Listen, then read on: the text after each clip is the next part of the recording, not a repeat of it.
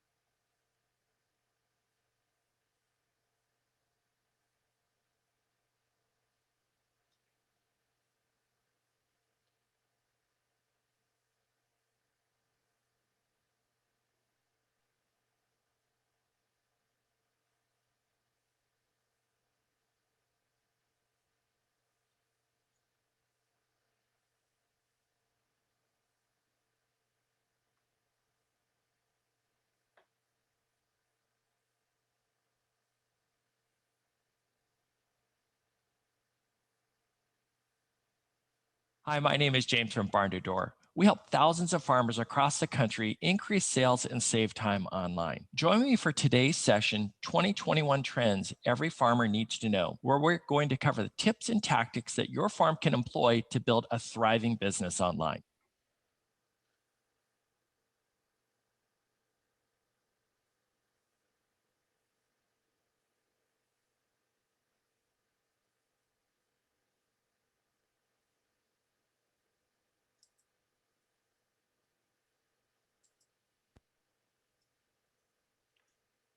Good morning.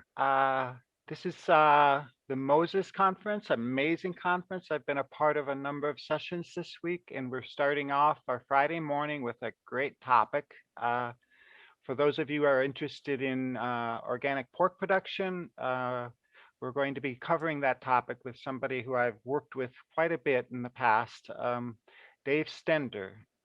He's going to be talking about Economics 101 for organic and niche pork production. Dave has been an extension livestock specialist with the Iowa State University since the early 80s. I think he started in 1984. We've done work together on various projects in the past, and I don't know of a better person to be able to talk about this content. What we're going to do is let Dave go ahead with his presentation this morning. We're hoping that you find it interesting.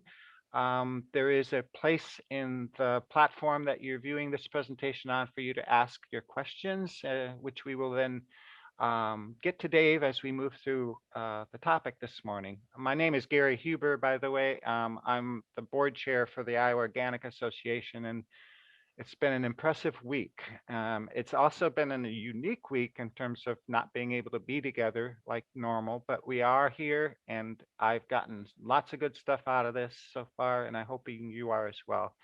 So with that, I'm going to turn it over to Dave and let him share his screen with you. And please ask your questions so that we can have this be a dialogue as we go. Dave will stop perhaps at certain points in time to check in on the questions that you might have, and we'll have time at the end to have all of them answered. So with that, I'm going to let Dave share his screen and we'll get going. Hi, Dave. Hi, Gary. Thank you.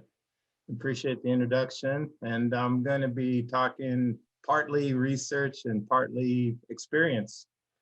And so while I've been a swine specialist for the last 36 and a half years, I've also raised pigs on kind of after hours and a lot of niche pigs, and grew up to almost 1,000 pigs last year, kind of in my spare time, which turned into a little more than spare time, but I had some neighbor kids to help and that sort of thing. So this is Gary, I don't know if you remember, this is a project that we worked on back in the old Pinamawig. I can still say the name, Pork Working Group, and we got a grant from the USDA, and it's a sizable grant. We went out and got some records, and so I'm gonna share some of the things we learned from there and try to adapt it back into organic production, and some of the things that you need to do. In my opinion, some of the things you need to do to gain a financial handle and up your financial management on your herd. Hopefully we'll get that done in a half hour, 45 minutes. And then over the years, I've got several kind of new topics that we need to probably touch on, what do you do with your dead animals, or how do you keep the air fresh in the building? How do you keep the pigs warm? How do you keep the diseases out? How those kinds of management things would hopefully we get to some of that too as we go. So let's start with I'll start sharing my screen.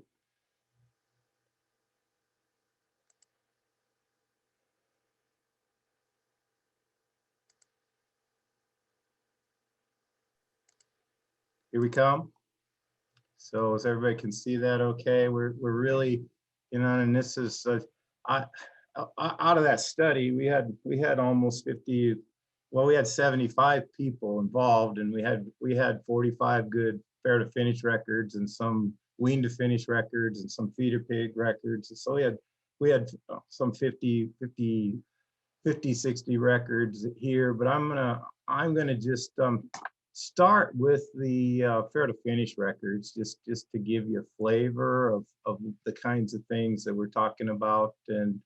And we in 2006, what we sorted by was profit. And so when you're talking about return to capital, labor, and management, that means all the cash costs are paid for, and what you got left is to pay for your building, your acreage, or your building, your time, and your expertise. And so when we did that, we found that niche, smaller production can have a wide range in financial results, and I'm afraid that's still true today. And so the bottom line, when you're looking at this, there's 5 times more profit with half the work if you do it right.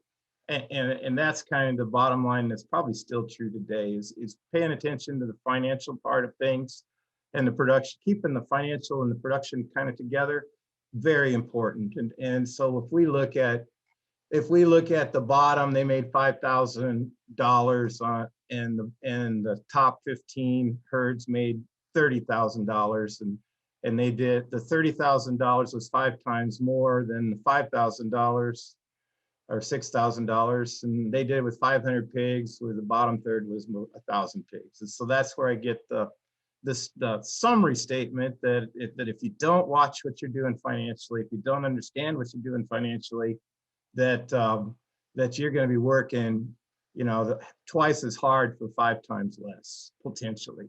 And so these kinds of things is kind of should pique our interest in, okay, what are the things and the top 10 profit drivers? And think it's changed probably a little bit. Feed costs, of course, is the number one factor, and especially organic when you know, corn and the feed input prices are typically higher than the commodity prices. But we'll adjust this to organic production system for you.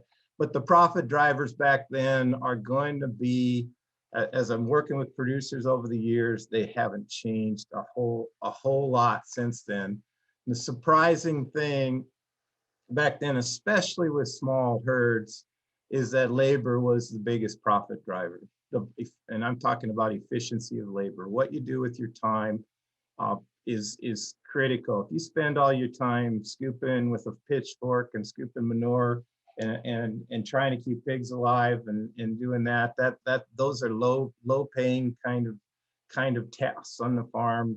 You spend your time getting a better market, figuring out what genetics you are, figuring out how to make the nutrition work at a cost-effective way, keeping pigs alive, the health part of it, all those kinds of things are hours spent that pays big dividends. And so where you spend your time and how you spend your time and how many, you know, productivity is part of this too. I mean, if you spend all year working every day with a sow and you get 3 pigs, yeah, your labor productivity is really low, versus if you spend all year with a sow and get 20 pigs, you know, you got 7 times more efficiency in your labor. So all those things are kind of mixed in with the labor. The other surprising thing was that you can spend a lot on operating costs. You can spend a lot on straw, and if you're trying to heat a barn in January, say last week, or even February here when it got 20 below and you got cracks in the barn and it's just the pigs are freezing and you can't run enough LP, you can spend a lot of energy in a hurry. And so, you know, that was number 2. I think right today, feed price, feed efficiency, pigs per litter, pigs weaned per litter, fixed cost and pigs death loss to market, those are the profit factors that drive the difference between making a lot of money with less work versus not making very much money with more work. And so each of these lines is kind of sorted by itself. And so these are not necessarily cumulative. There's give and take in this, and that's kind of what you'll see on when you're doing financial kinds of things with your herd is that there's no silver bullet. I mean, what you find is in the high profit group is that they do better than average job, a little bit better than average job in a lot of areas, rather than, you know, there's just not one thing you can focus on and say, hey, if I get 12 pigs per sow per litter, if I get weaned 12 pigs per litter, I'm going to be financially secure. And that's just not the case. You got to have the other 10 things in line as well. And so when you're evaluating, you have to know your cost of gain for feed and labor, utilities, health, facilities, interest, and that sort of thing. And so I'm going to take a minute here and I don't know, Paul, if you got any questions yet, but what we want to do is try to figure out how to get these numbers for your operation as basically simple as possible. And so I'm going to just take a little time here, and I'm going to show you a spreadsheet that we use for pork producers. Gary, if I can stop sharing this and bring up another. Yeah, sure. Another one here. Yeah, go find your, it's an Excel file, is that right? Yeah. Yeah, Yep, great. it's an Excel file. And share that, and then people should be able to see it fine. Okay. I'll let you know what I see.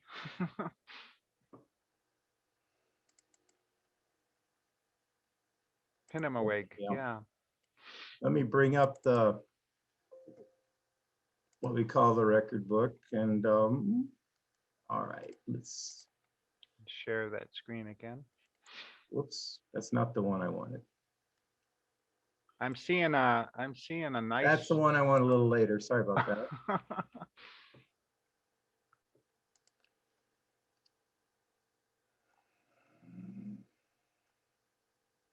Oh, here's a whiteboard. Isn't that cool? Remember we used to have overhead projectors? Show all windows. That'll help me. There we go. Yep.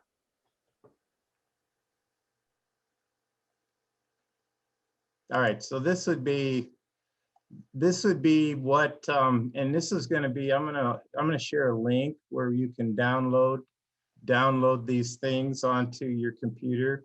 But what we really want to do is head weight and value for the beginning inventory.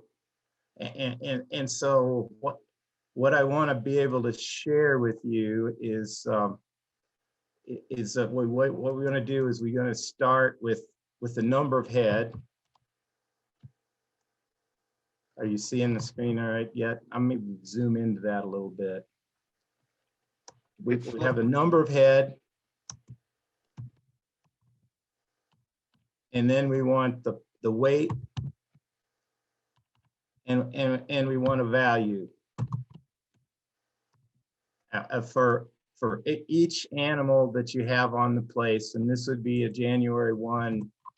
And the reason I do January 1 is because it's so much easier to total up records if it's on a tax year. And so what we're trying to find is the total pounds that we're producing in a year. And so that's the kind of the concept. And so the value that we're going to carry along with it. And so really what we're trying to do is find the weight number for most of the evaluation. And this is the form that that's downloadable that you can send in to me if you wanted to run evaluation or summary of your herd.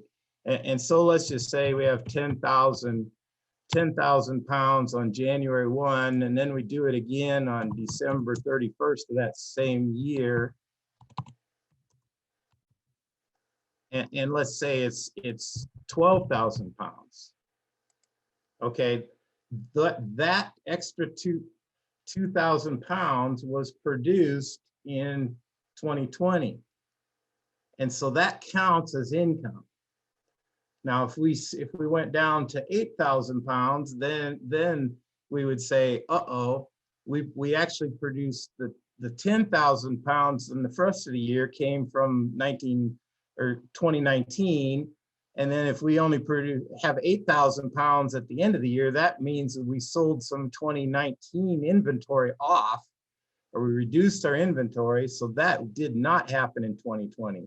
And so the reason we need pounds at the beginning and pounds at the end is to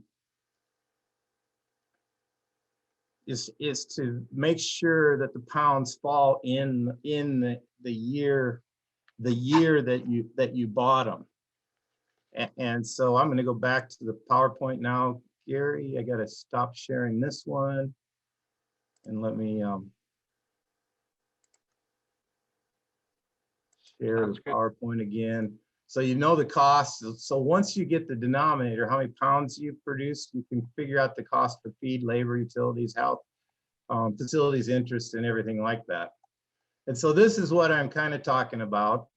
You basically at the beginning and at the end of the year, you do a little sheet like this that says, okay, I've got 15 sows, I got 2 boars, I got 17 total animals.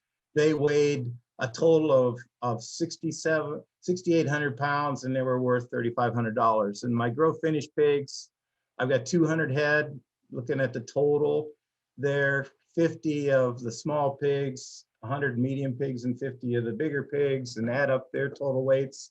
So I have 200 head at 27,500 pounds, and they're worth $32,000. And so all swine together, you add them together and get the grand totals, and you do that at the beginning and at the end.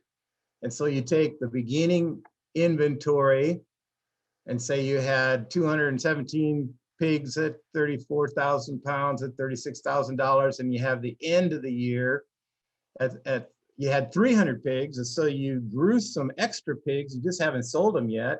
And so you got 40,000, for example, 40,300 pounds worth $45,000. And so you sold 400 head during the year, 120,000 pounds with $140,000, and you bought 20 gilts during the year, 6,000 pounds, $5,000. So everybody get a calculator. If you got a calculator handy at home, piece of paper, pencil.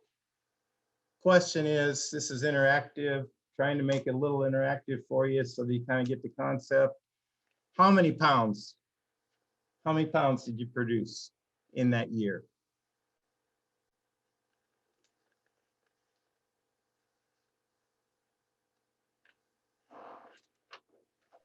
I didn't know there was going to be homework here, David. Homework already.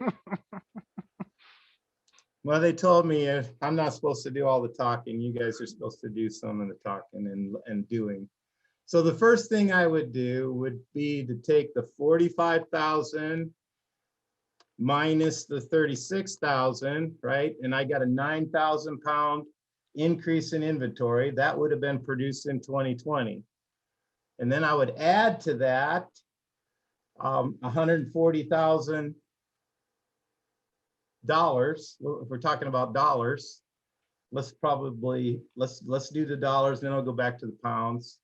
So you add to that $140,000 and you subtract off the 5,000 that you bought in because you didn't produce that, you purchased that. And so your income, your net income for the year would be 149,000 minus 5,000, which would be 144,000, correct? Yeah. I'm doing the math with Yep. you. That'd be dollars earned. All right, pounds would be the same kind of calculation. You ended the year with 7,000 pounds more than you began, right? So you got 7,000 pounds extra inventory. And so those were all produced during the year of 2020, and you add the 120,000 pounds to that, and you subtract off the 6,000 pounds of purchased weight that you did not produce. And so you end up with 121,000 pounds of production. Right? Yep. And so if I sold $144,000 with 121,000 pounds of production, I could tell you what my price was. 144,000 divided by 121. So I sold, live price was $1.16 in this example. $1.16 and a half would be the live price. All right.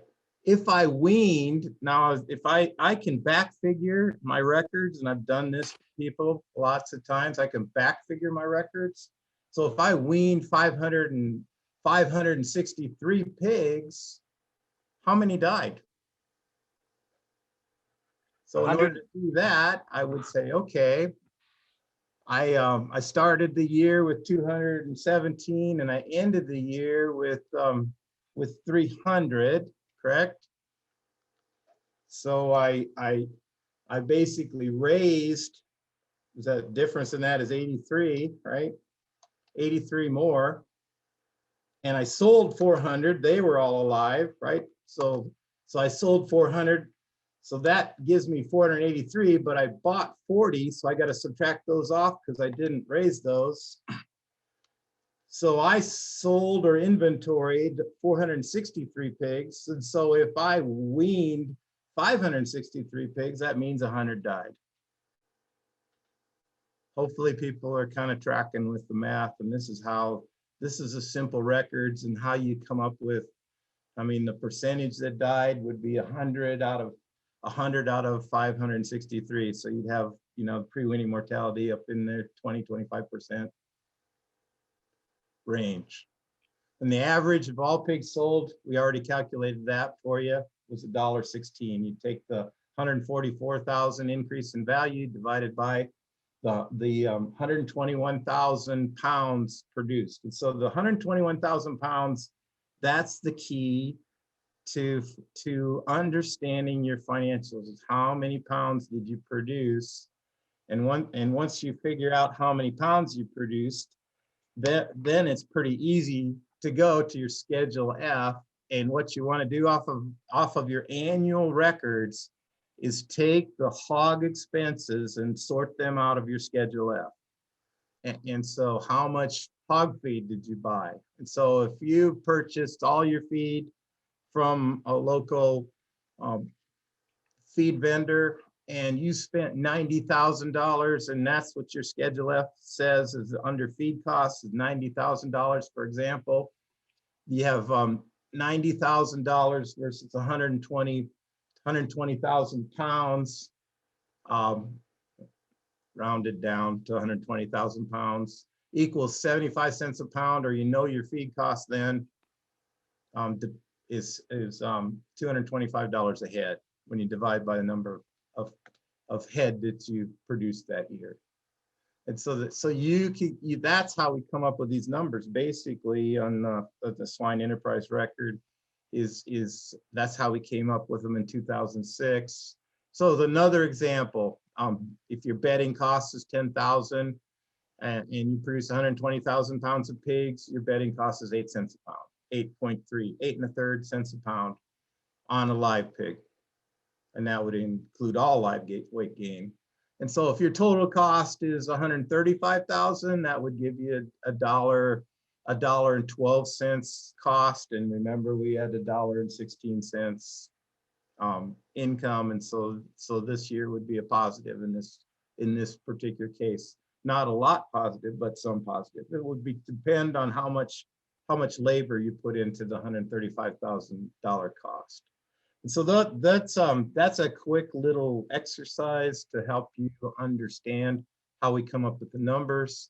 Now I'm going to go through analyzing these numbers just a little bit for you, so that you can kind of understand why you'd want to do this and what you do with these numbers. Once you get these numbers, you really need to benchmark them against something else. So Gary, you got any questions now? And this is Yeah, I think there are a couple of questions here. First off, the data that you just used to demonstrate how you go about figuring these things, is that sort of hypothetical? Yes, that's just to show us kind of how it's done. Yep.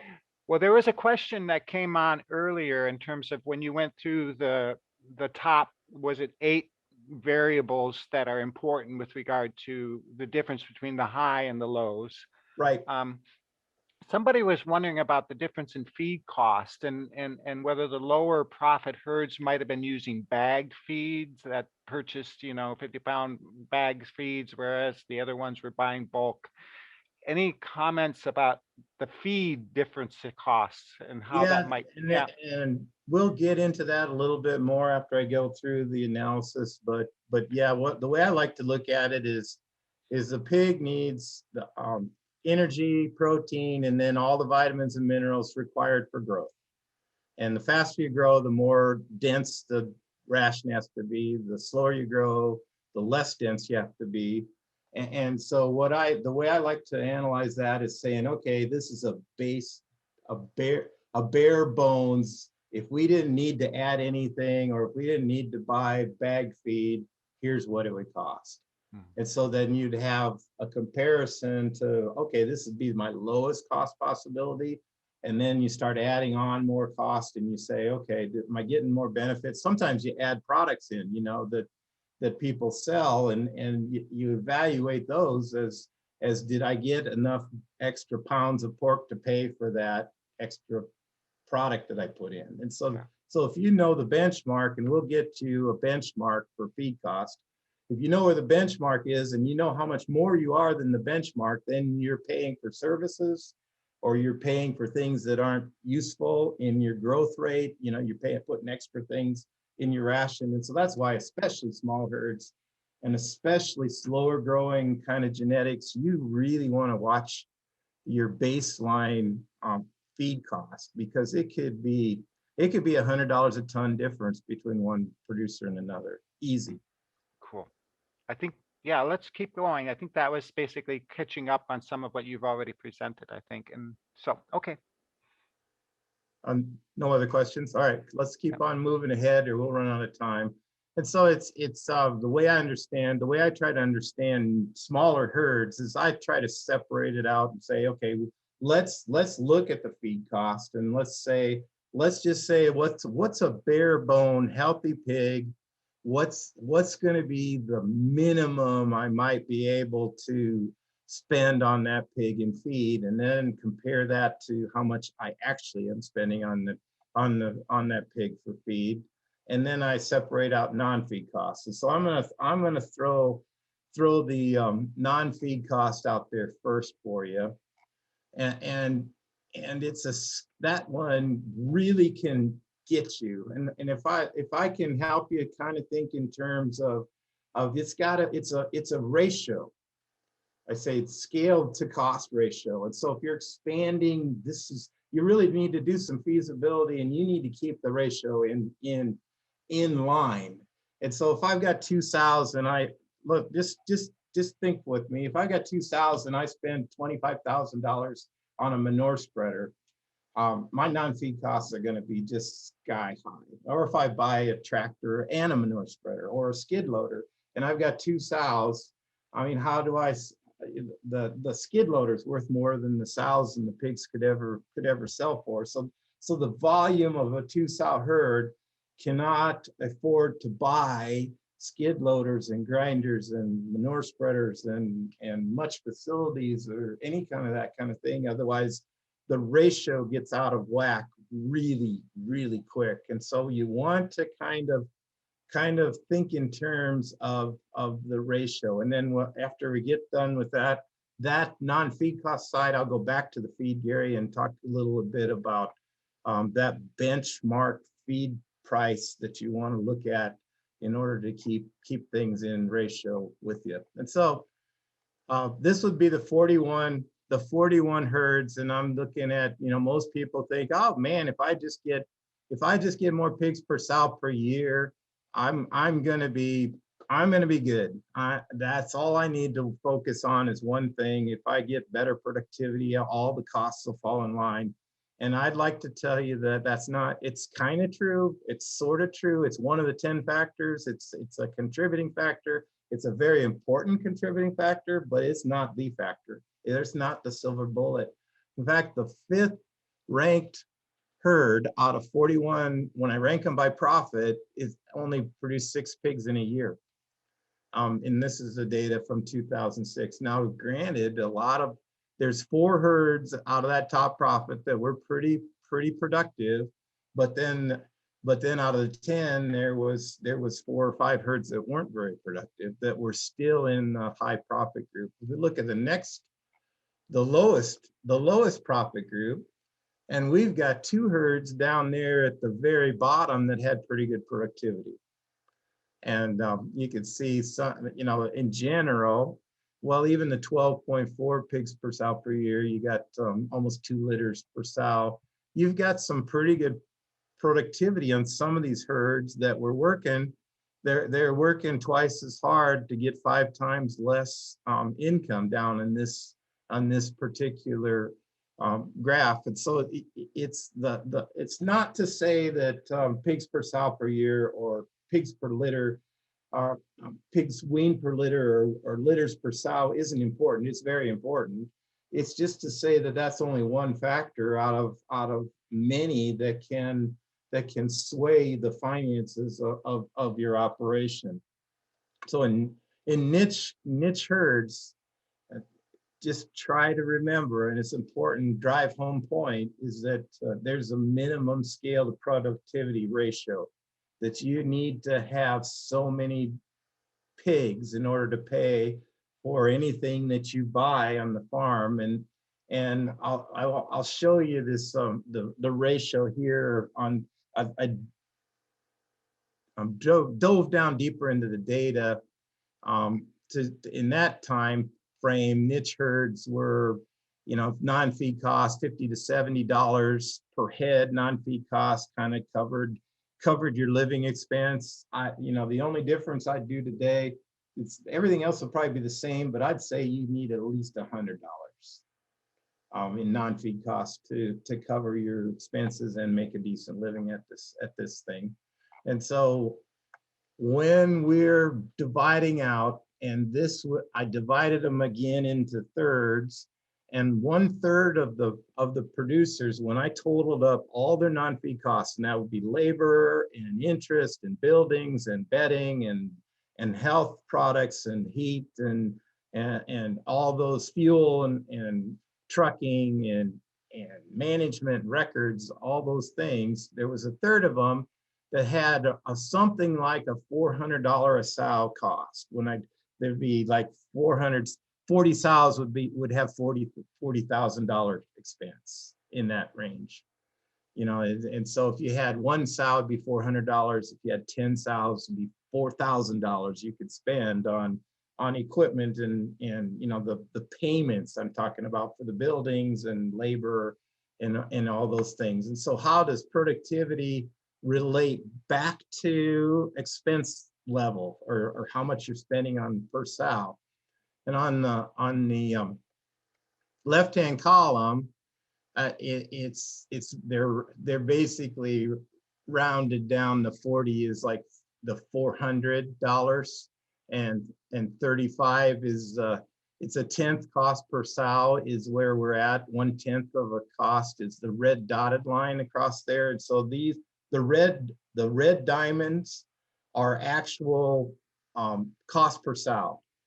And so we range from about 350 on the one end up to exactly 450 on the other end. And so if you got $450 per sow, let's say the last one, and you got 8 pigs, you divide that out, that's $60 per pig.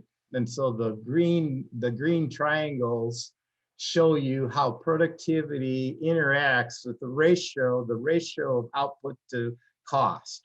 And so your sow cost relative to the production level is huge. And the really interesting one is the 17, the 5th herd over. That the numbers along the bottom are pigs per sow per year on each operation. So the first operation had 7 pigs per sow per year and had $50 a pig non-feed cost. And the third one over had 13 pigs per sow per year and had $30 a pig non-feed cost. The 5th one over had $17 17 pigs per sow per year, and its cost was $22 per pig. And so you're seeing some of the lower cost operations, and I'm sure they don't have skid loaders and new tractors and that sort of thing, or they have a higher volume farm. They have 100 sows, and so they can afford 400, they got $40,000 that they can make payments with, or remember this is back in 2006. And so the more sows you have, the more money you can scale up, the more equipment you can buy, and that sort of thing. And so that's the low cost. I'd say these are, sometimes they're pasture, sometimes they're facilities that maybe have been paid for already, but we still put a cost in even on those. And it's not the facility cost itself that separates it. It's all of non-feed cost. And so your non-feed costs, again, your top 2 were labor and operating costs, not facility costs. And so this operating costs and labor costs make up most of this non-feed cost per breeding female. So that's the 400. Let me show you the next one. Is the middle kind of cost, and this would be more typical.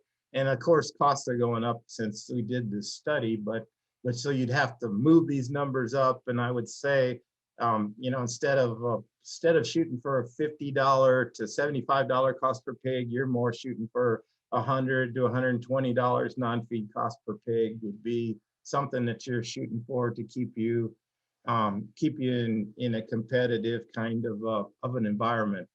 And so this chart shows $500 to $700 non-feed cost per breeding female, and we're talking about productivity down along the bottom. So the very last one in this chart, 13 pigs per sow per year, and it had $700 a sow cost, and the little green dot is at about $55 per pig.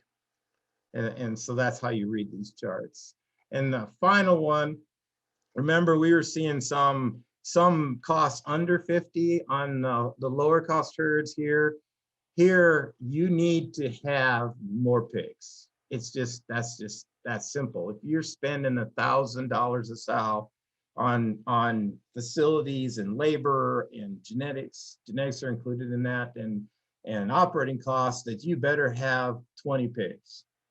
And so what we're talking about is, depending on how much overhead, how much operating cost, how much your interest is, how much your labor is, the more labor you put in, the more pigs you need to get out. I mean, it's just that's the ratios that you need to kind of work with. And so if you're spending a lot of time, you're spending a lot of heat, you better be getting a lot of pigs back out the door. And so when you're talking about you know, the second sow herd is 14 pigs per sow per year, and they're running a little over $700 a sow. That's $50 a sow, right?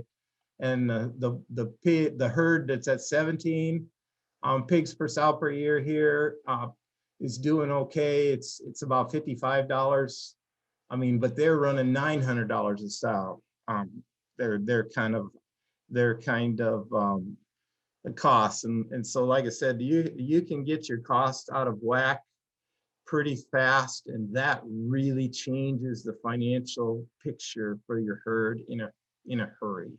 And you get the cost out of whack really in three different ways. Your labor, how much time you're spending relative to the number of pigs you're getting. It's your how do you heat these pigs? How do you bed them down? How much does that cost per pig? And then also the facility cost is of course part of that. And so again, the bottom line on the non-feed cost is to keep your production high enough to pay for the stuff you're buying that isn't feed, and pay for your labor. And so keeping that in ratio, and the only way to do that is to do the records, know how much you total up all your non-feed costs per sow and divide by the number of pigs that she's producing for you to come up with the number. And from this time on, let's just set a goal that we're gonna do this for $100, and we're gonna make a livable wage, a livable earning out of $100 for that. And so that's the non-feed cost side of things. And so I'm going to flip over to the feed cost side, and then we'll take a couple of questions then, Gary, and then we'll go into more of the management kind of stuff after we get through the record part here. So on the feed cost side, here's what I was talking about on setting a budget. Anybody can set the budget. And so I would say this basically on an organic herd, if you can get a 3-5 conversion, I mean, you could probably do a little better than that. 3 pounds of that is corn, and half a pound is the rest of the things that you add to corn. And so if we got 3 pounds of corn per 100 pounds of gain, and you're raising a 280-pound pig, that's 15 bushels. And so when you're doing your baseline budget for organic, you take your total pounds that you produced during the year that we calculate at the beginning and divide by 280, and so weight gain in the sows are included in that. And so when you take the total weight gain of that first exercise and divide by 280, you should come up with 840 pounds of corn or less. That's your goal. For your budget, for comparing, it's benchmarking for where you should be. And then you do the same kind of thing. That other half a pound is roughly 140 pounds of other things that you add to the corn. 20 pounds of that's your vitamin, minerals, calcium, phosphorus, of course, being the two biggest ones. And then you need the essential vitamins and minerals that you can, that to help the pig grow. And again, the more vitamins and minerals, there's vitamin E, has some free radical. It stops the free radical kinds of things, and vitamin C, but adding a whole lot more is not the way that unless it's cheap, it's not the way I would go about trying to do herd health. In fact, there was a study once that was very interesting that would be for organic pigs, pretty relevant, and they tested the vitamin D levels on pigs that had sunshine and versus pigs that didn't. And the pigs that were out in the sunshine had like 4 times more higher levels of vitamin D. And vitamin D is really important for immune response. And so outside pigs, naturally, if they're in natural sunlight and the supplemental vitamin D didn't do the same thing. I mean, you couldn't get the pigs up to the same level as the sunlight vitamin D. And so the vitamin D, of course, immune status is higher, and you're good. But that's not a feed additive. That's more of a environmental strategy. All right, so I got a couple of questions here, Gary. Maybe we could stop and one question is bag feed, and there was nobody on our records that fed bag feed. Got it. The difference in feed costs was not bag feed. The bag feeding cost will add $50 a ton to your, or 25 to $50 a ton to your costs. And so you'd have to take this baseline budget and say, okay, it's going to cost me this much more. Can I get a better price because I'm smaller and my market is more willing to pay a higher price for my pig because I'm feeding less of them. So you're going to give up something over a bulk. Let's see there's a wide variation among niche producers, difference in performance measures. How's this compare to conventional systems?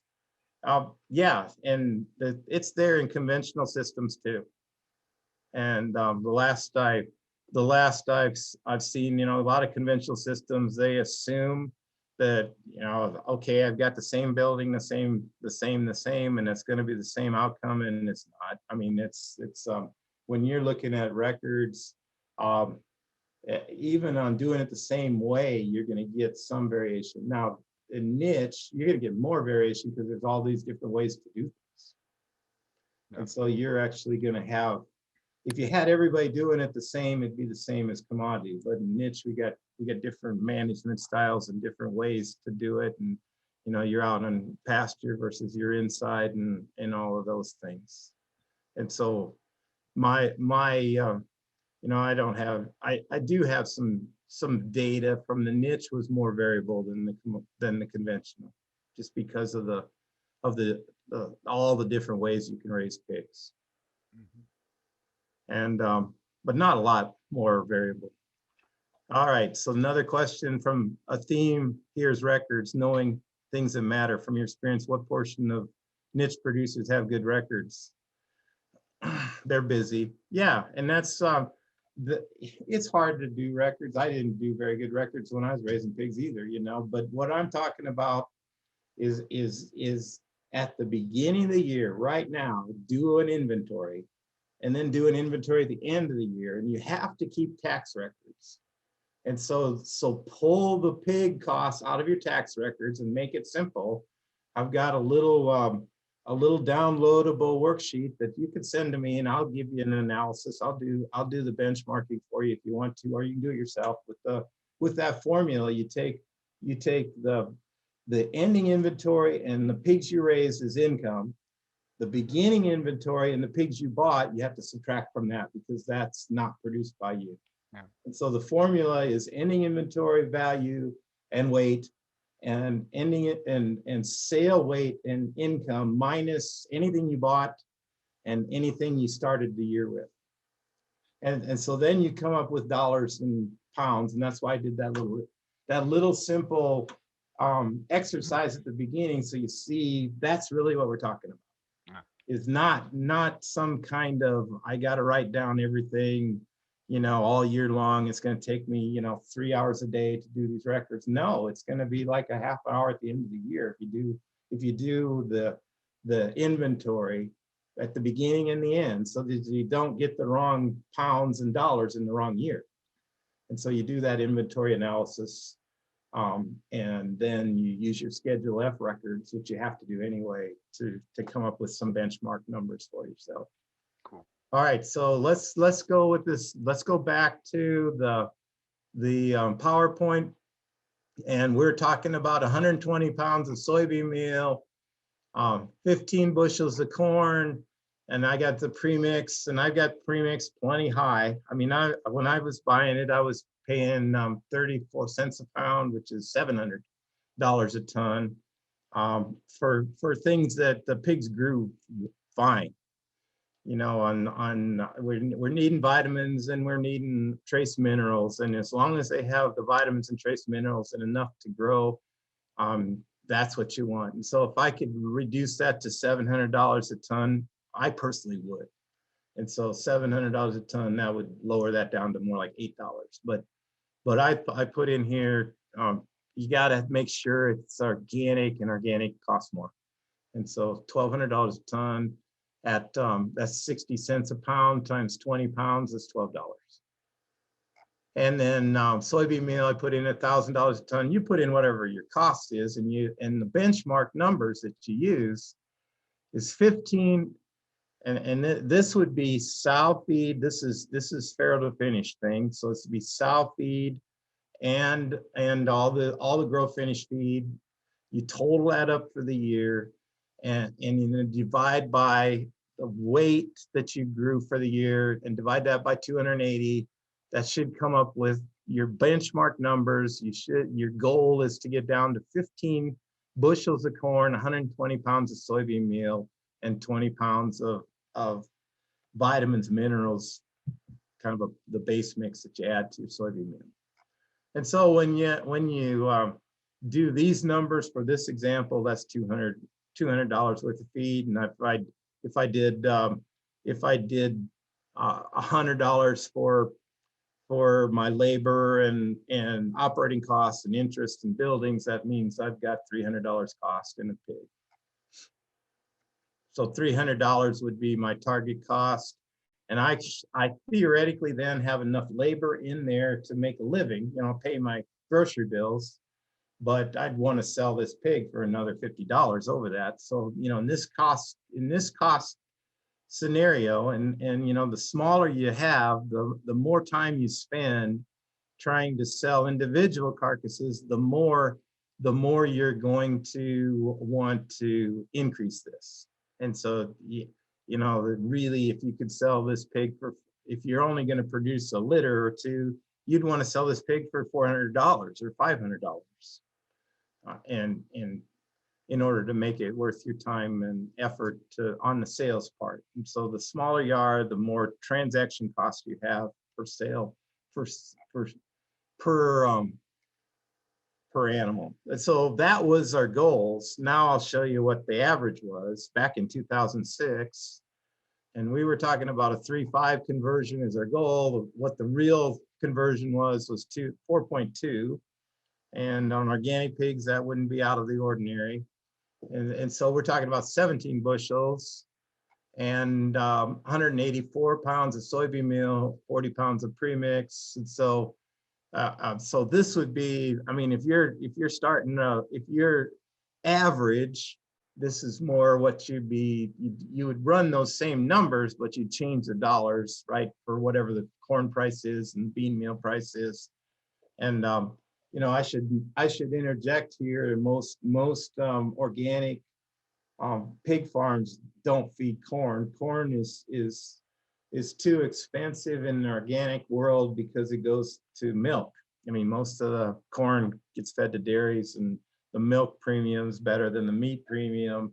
And so in organic, we have to use, I mean, I'm just using corn as a base, but you really have to do, you know, barley or oats or wheat or some small grain from your rotation, because that's typically not priced as high as corn. And so when you're doing that, I'll put up a couple of publications that really, when you're talking about cereal grains, you can substitute almost pound for pound for corn, because they got maybe 5% less energy than corn. They're not quite as starchy and a little more protein, but it's a pretty fair trade for corn.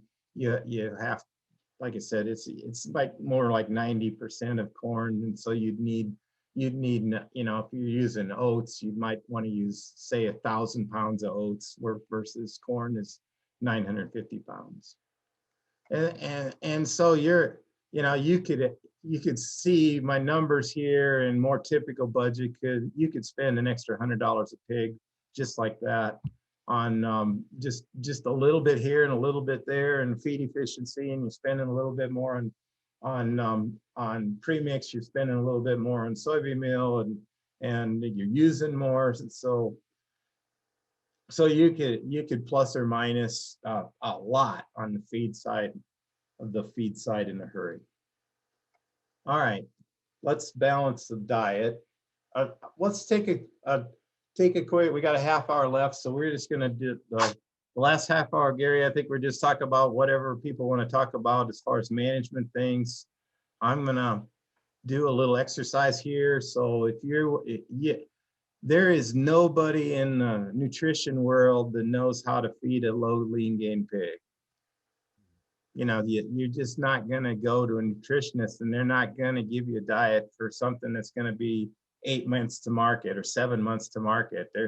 They're going to feed, they're going to go high density, and they're going to have plenty of extra of everything in there, and that diet's going to cost you more than what I would call a pig that's going to grow a little bit slower. Maybe it's a heritage breed, maybe it's a pasture pig.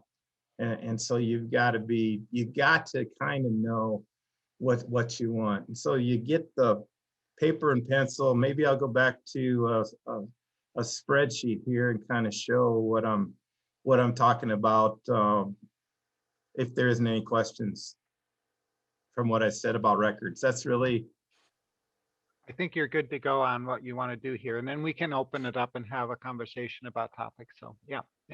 all right, sounds good.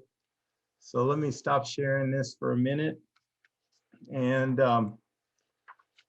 then we can bring up, you know, various topics if we want to finish out our half hour of what people might want to talk about. And so I will just bring up any spreadsheet here just to kind of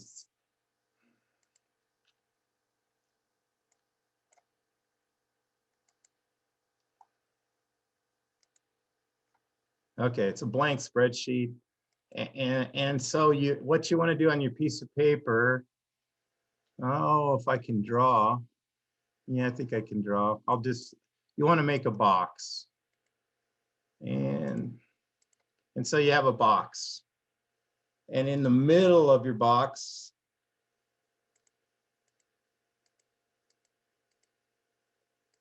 and mine's not in the middle because I only have two columns in it, but let's say you wanted to feed a 15%, or let's say this, whatever we want to do here, let's just say 14% diet.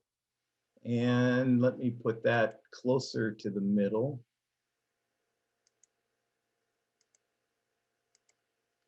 So that put that in the middle of the box. And so you basically you put your protein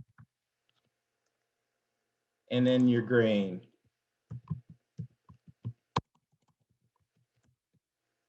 And I should maybe let me zoom in. And so you got your protein and your grain. And so your protein is soybean meal. So you've got a 44% soybean meal. So you put 44 there. And your grain, say it's wheat and let's just say it's 10% protein on your wheat. And so what you would do is you subtract diagonally. And so you take the 44 minus the 14, and you'd come up with the 30 down here. And you'd subtract diagonally across the other way, and you come up with a 4 up there. And so then you add down the 30 plus the 4. So you got the answer down below on your piece of paper should be 34. And then you have it basically done. You get out your calculator and you do an equal 4 divided by 34 means that your diet, in order to run a 14% diet, you have to put in 11.7% protein. And you do the same down here. You divide the 30 divided by the 34. This would be the other 88% of the diet would be grain. And so if you got a ton, you want to buy a ton or you want to buy 100 pounds, you just equals that times the pounds you want to go for. And so in a ton, you would put in 235 pounds of your soybean meal. And here, that times your 1,765 pounds of corn. Mm-hmm. And that would give you your 2,000.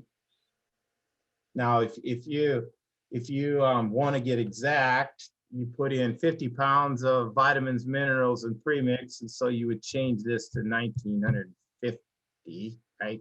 Because the 50 has no protein, and so that would then, you add those two together, would give you 1,950, right? Mm-hmm. These two numbers, false. It's plus, not equal. So you add the two together, you have 1,950, and then you add your premix back to that. And so so your final diet, if you wanted to feed a 14% diet, would be 230 pounds of soybean meal and 1,720 pounds of corn and 50 pounds of your vitamin mineral premix, enough to make it the balanced ration.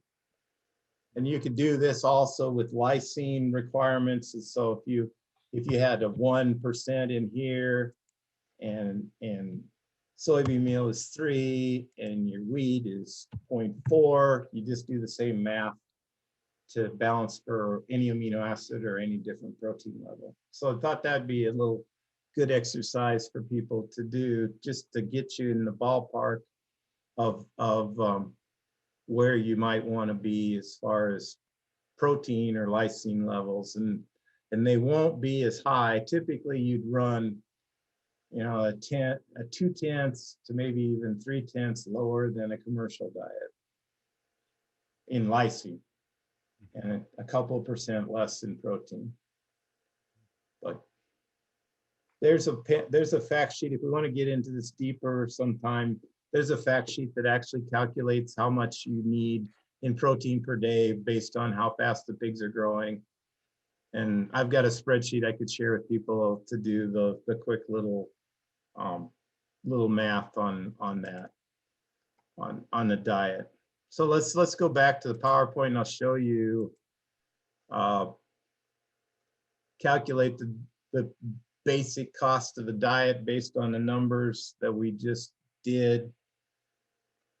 So I should have stayed in my spreadsheet probably.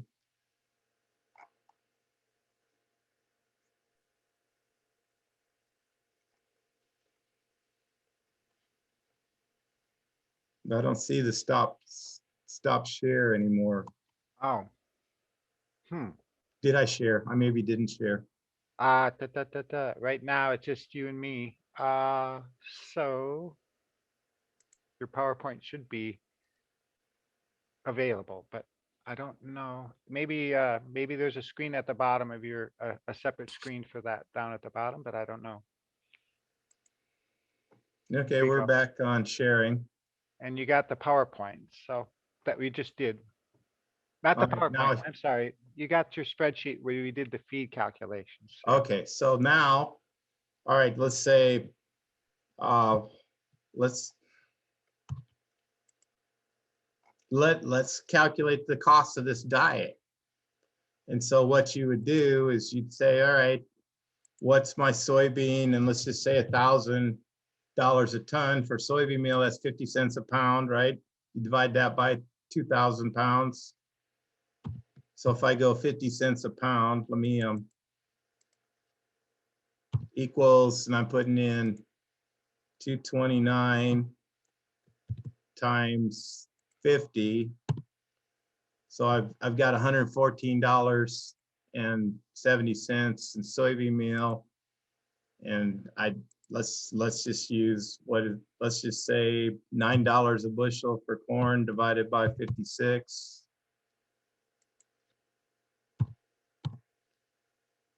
16 cents a pound for corn. I mean, whatever you have to pay for it. And so you take the 16 cents times 1,700. So you got $276 worth of corn and 50 pounds of premix.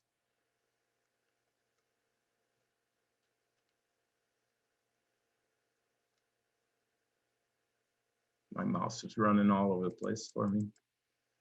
So let's say that's 60 cents a pound, and we need 50 pounds of premix. You know, that's the $30, right? If you do the math, equals 0.6 times 50, $30. And so if I equal that plus the corn price plus the soybean meal price, my ton of feed costs $421 base.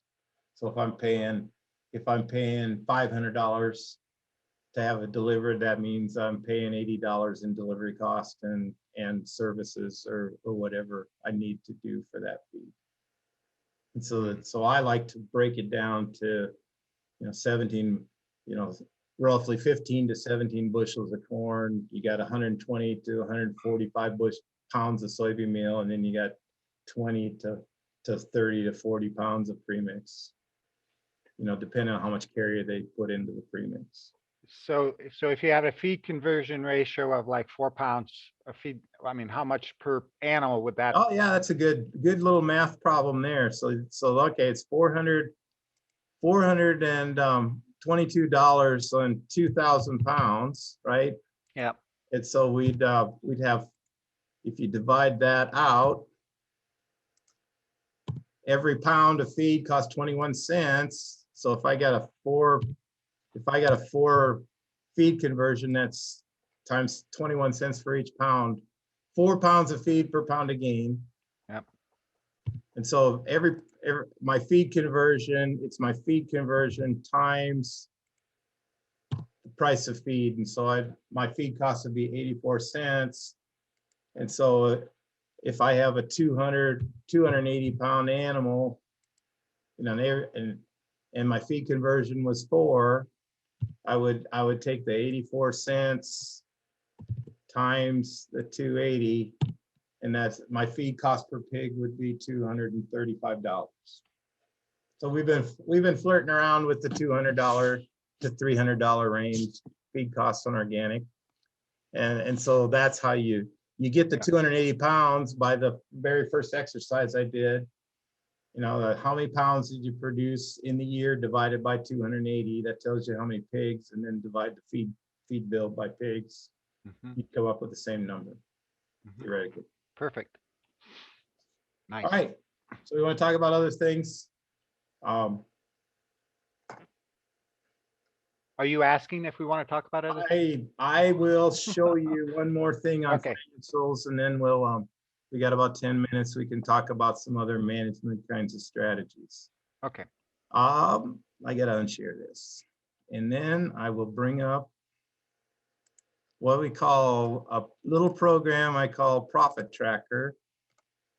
And this is technically, let me bring this back to the screen right in front of me.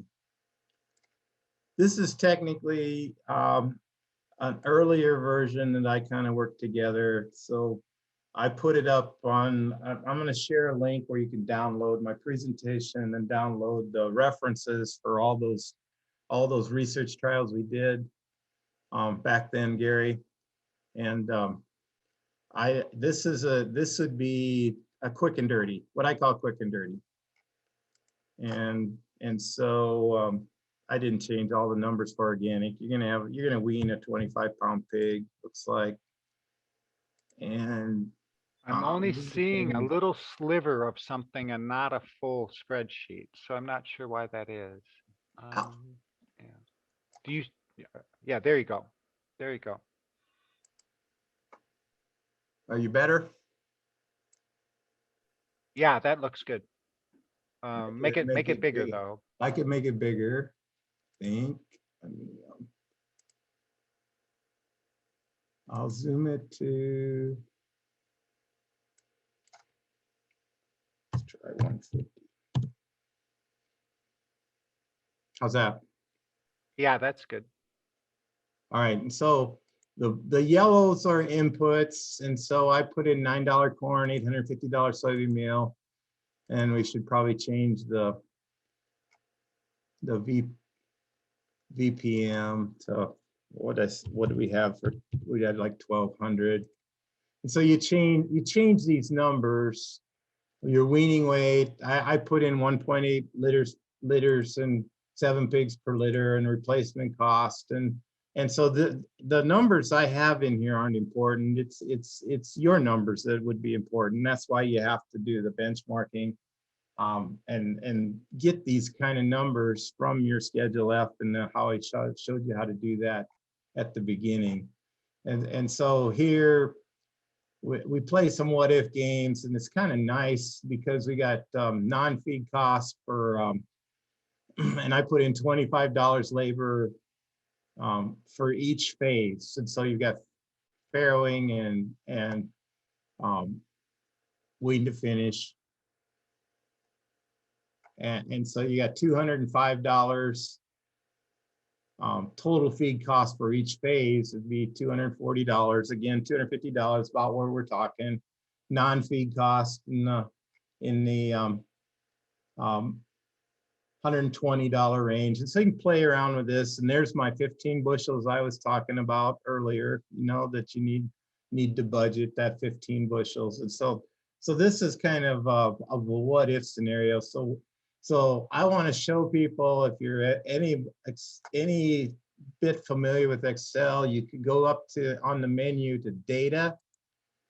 And there's a little what if analysis over here with a question mark. You click down and you say goal seek. And I want to know, I want to set the profit figure here. I want to set that to $100. I want to make $100. So I want to know how much I need to charge in carcass weight by changing the carcass price. And so if I do that, that means I need about $2.25 a pound hanging weight in order to make $100 a pig after all my costs and after I pay myself $50 labor. So what if I wanted to just break even up? I said, okay, $50 a pig labor, that's good enough for me. What kind of a price would I need? And so when you're setting prices, you really need to figure out what you need.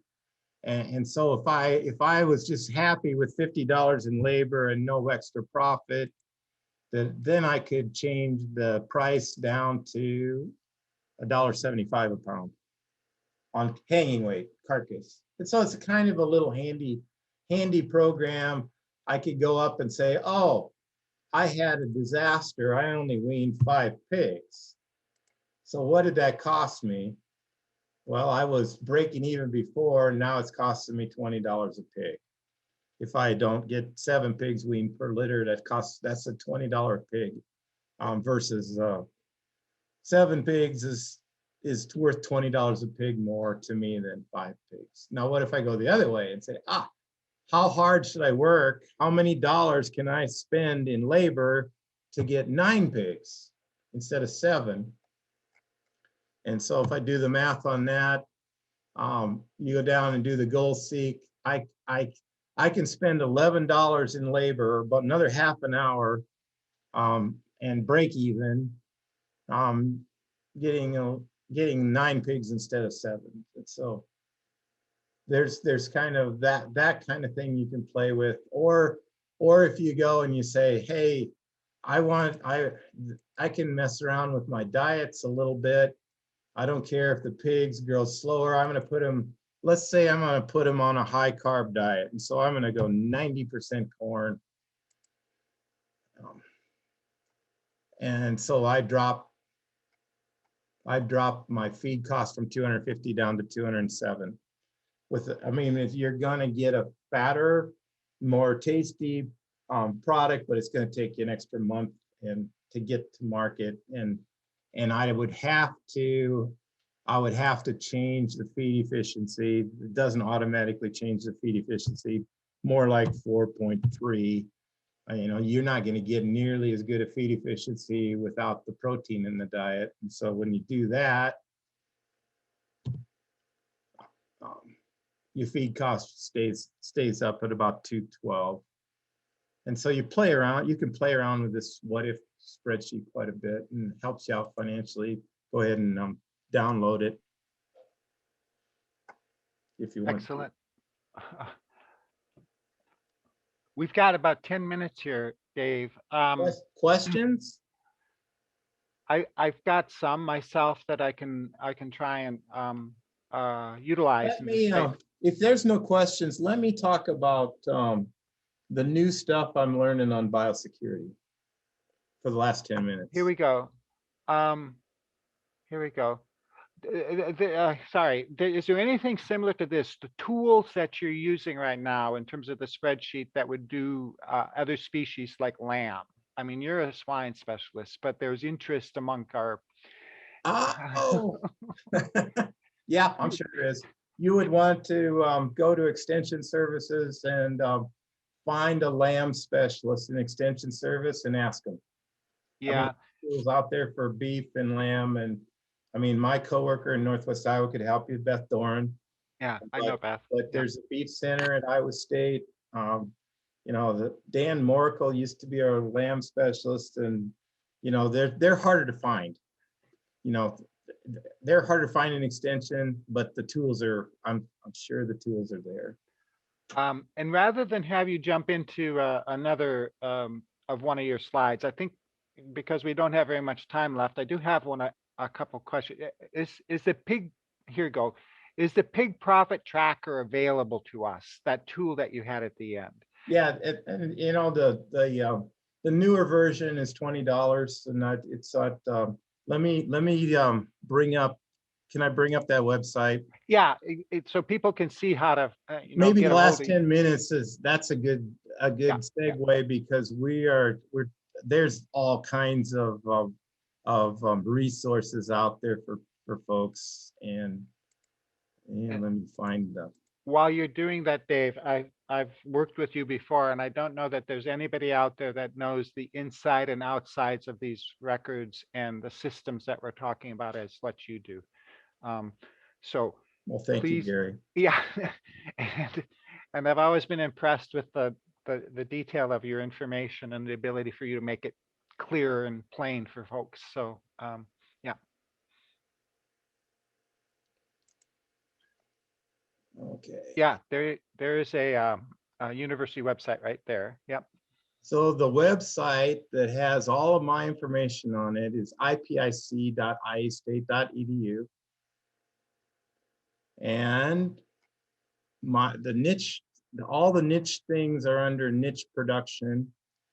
So you click on that tab, a lot of the business stuff that I'm talking about, you've got example niche operations, you got general resources, you've got alternatives, yeah, you got processing information, which is I had to home process my last 2 pigs because the locker plant was full, and we could talk about that. And then there's a good video on how to cut up a pig carcass from Kentucky, and there's some tips that you could do. My background is meat science, and so here's how to influence pork quality and how to measure it. And then our tours are down there, but they're the links are broke, so I got to get that fixed.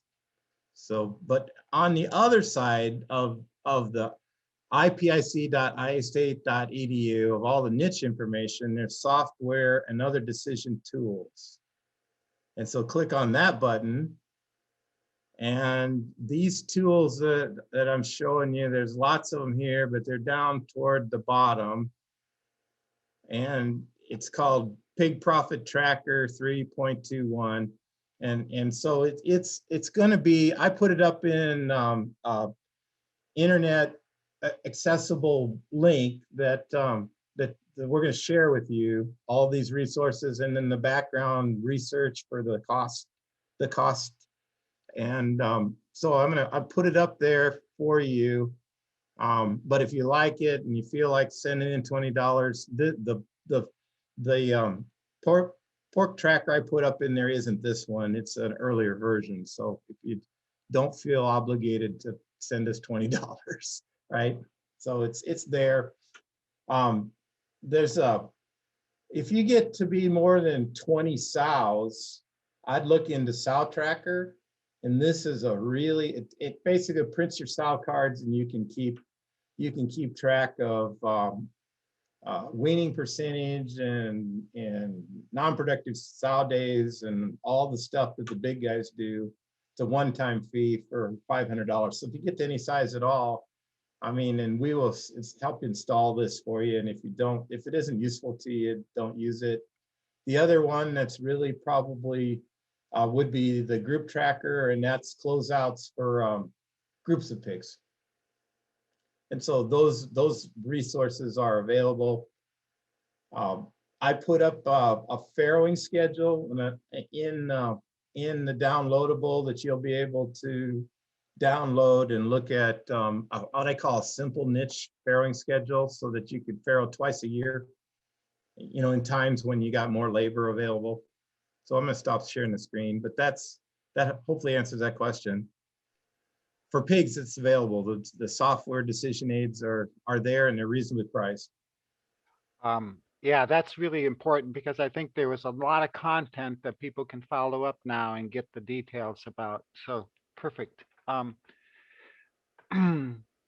me just, yeah, go ahead. I Dave. can't spend a lot of time for out of state, but maybe my email, cell phone would be good. If if you got questions about this, because there's no interaction here. I can't, I don't know what people are getting and not getting. So yeah, don't be afraid to send me an email or call. That's a function of our current state in terms of the going on these days. I have one final question, or maybe a couple of them, and we have just a few minutes.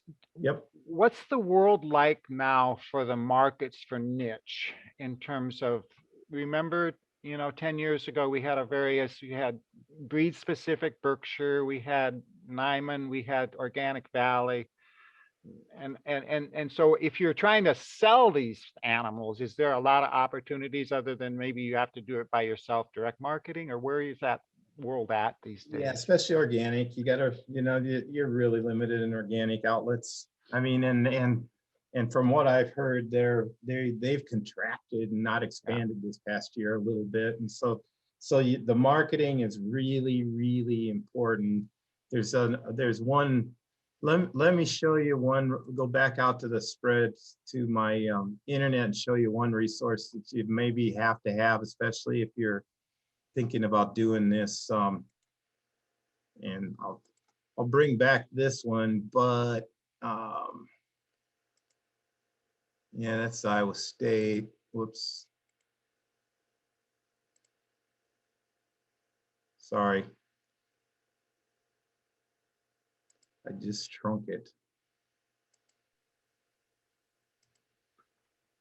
There's when you get in, this is all of my, I've got cost and management tips and marketing kinds of things available in the, are you seeing this? Yeah.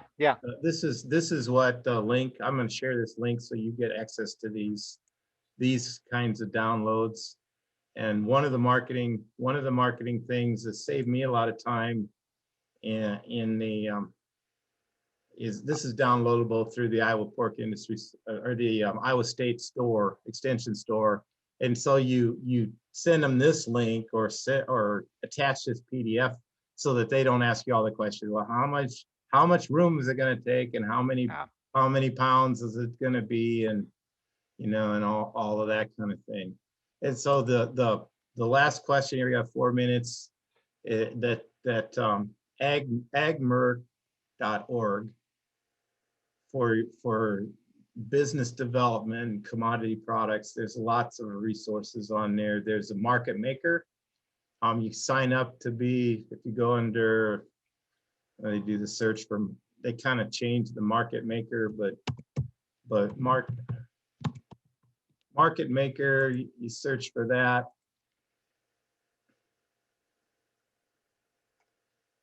And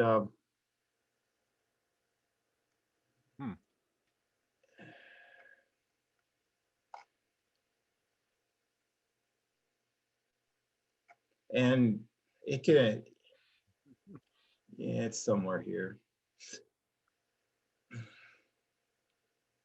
It's but you find the market maker on this. It's changed since I don't go in here very much, but it'll basically tell you wherever you can sell meat locally, and all the locker plants. So locker plants are all full now, so that's kind of an issue.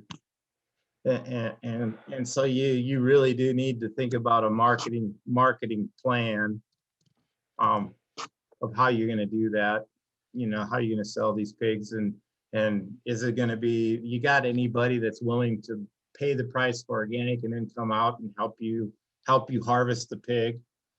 And so that you cannot legally, you cannot process for people, because then you need all the regulations, but they can come out and process their own. And there's different states have different rules on how much you can help them. But I mean, what I would suggest is if people are interested in digging a little deeper into this thing we got to at the end, Jude Becker is going to be a part of a session tomorrow morning at the same time to talk about his particular operation over by Dyersville in East Central Iowa. And I know he's got a lot of experience with the marketing and the trying to sell his particular branded product off of his farm. So that would be another opportunity. Yes. And the other thing is, there's a lot of good people out there like Dave that can be helpful. So I do think that the production side needs to be matched with the market side to be able to make this thing all work. So, and Dave, you know better than anybody on the niche and as well as conventional on the production side. I almost want to keep going because I have more questions, but I think we're almost My last one, if you had a particular farmer that did maybe a pasture farrow, spring, fall, twice a year situation, could they be competitive on a cost per pound basis with some of our conventional counterparts? Good question. Yes. Yeah, it I could mean, be it done, depends on what the pasture cost and how Yeah. much time they're putting in, but they ought to be able to get a premium for that product as well. So yes. And so but that's why you do the benchmarking, and that's why Yeah. you know what your price is going to be, and you try to, it helps you, know where you're at. You just don't automatically say, yeah, I can produce it for the same price, because it's harder work. Outside pigs are harder work. Yeah, well, and the context there is a little bit more about thinking about people's operations and being, not trying to do summer and winter farrowing and that kind of stuff, which is That's hard. why I said, the niche is probably more diverse financially than commodities, because it's how much you got invested in that land. You're not going to do it with, $12,000 an acre land and make it work very well. It's not going to work as well as something that's less valuable. Yeah, but there's at the same time, you can think about a farming system where pigs are a piece of a whole, so that makes a difference as well. Yep, that does too. Yep, you need the pig manure for the crop fertilizer, and it's like integrated, and that's what makes these kinds of pigs valuable to an organic system. Exactly. Same thing with cattle, I would say. Yep. Cows. Thank you, Dave. I'm glad that I was able to be your host today, because it's been a while since we've interacted like this on pig stuff. So I want to thank you for engaging us with your knowledge and your. It is a little bit unusual, and the other sessions have been no different, because you're like talking into a vacuum. But let's be assured that there are people at the other end that are paying attention to what you say. And I was talking with Stephanie about this whole thing. Part of what they'll pay attention to over time is how many views these videos get after the fact, as a way of evaluating them. And so we'll make sure you know what that's about too. So Thank you, Dave. I'm going to start, and thank you for coming to the session this morning. Those of you who have been attending, thanks Paul Muggy for helping with the questions that we've been asked here. I'm going to start a little slide here at the end, which is our closing slide, if I can figure out how to do that correctly. And then I'll end the session after that. But thanks, Dave. I appreciate it. Good to see you, Gary. Yeah, you too. Here, I'm going to do my job, I think. So.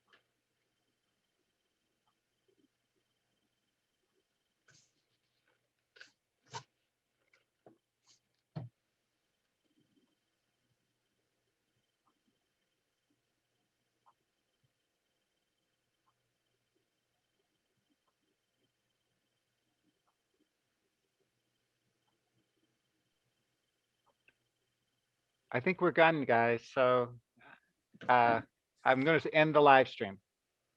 Good job, Dave and Paul. Thanks. Good job, you guys. It's always comforting to be done with something that you're afraid of. Amen. You and me both. I mean, I've been sleeping okay, but I've been thinking, oh man, how many things could go wrong, and how boring can I be? And yeah, this week was brutal for me. I'm glad to have that much done. So I'm going to have to end the session, because I think we're probably going to be part of the video that's shown here. So you see what I'm saying? Yeah, please. Okay.